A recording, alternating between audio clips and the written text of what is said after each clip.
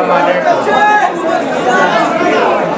دا مشرانو متل دی کارغه د خاروت نه زده کول خپل تیر دلته مشران کشران دومره ښکلي شاعران دي چې زمونږ نه هغه خپل لنډ خطا وکړو.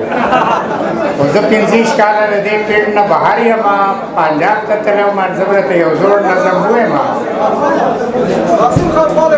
خان ملک ته غریب حال ور په یاد شي، ای صاحبه چې محتاج شي د ووړ.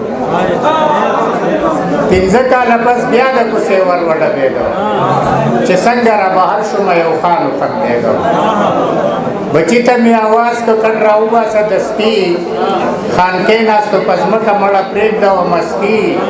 ما وې څادر ته کېنسته جامې دې قیمتي، خان وې حرام شه دې ته نه وایي دوستي. خبره یې په زړه وه خو وخت کې یې رپېده چې څنګه را بهر شوم یو خان وخندېده.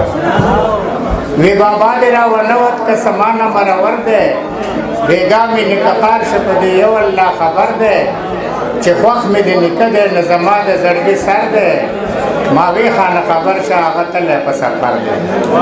4 کاله پوره شو په عقبا د رسېده چې څنګه را بهر شوم یو خان وخندېده. وی سحر نه تر ماښامه که یې وکړم صفتونه، نصیب د شاعروره د بابا شان عزتونه. الله دې ورته ورکړي اتوانه جنتونه، پښتون و د پښتو پکې پراته وو عادتونه. زمونږ د لارې ملو په یوه به پوهېده چې څنګه را بهر شوم یو خان وخندېده. پوه شوم خانه که څه ورځې د وټونو دي، دا له ساته وخته د غریب د صفتونو دي. کېږي مړه به شي وعدې د حاجتونو دي، تپوس په 4م کالي د مړي د یادونو دي. خو وټ د خدای په نس غواړي حقدار ته رسېده چې څنګه را بهر شوم یو خان وخندېده.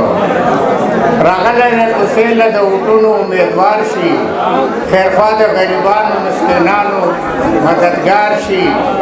د وټ په وخت به چوړی چې وټ واخلي نو بیا پلار شي، عوامو نخره جوړ کړي ډنډه واخلي او خرکار شي. بادر که پوهولو خو عوام نه پوهېده چې څنګه را بهر شوم یو خان وخندېده.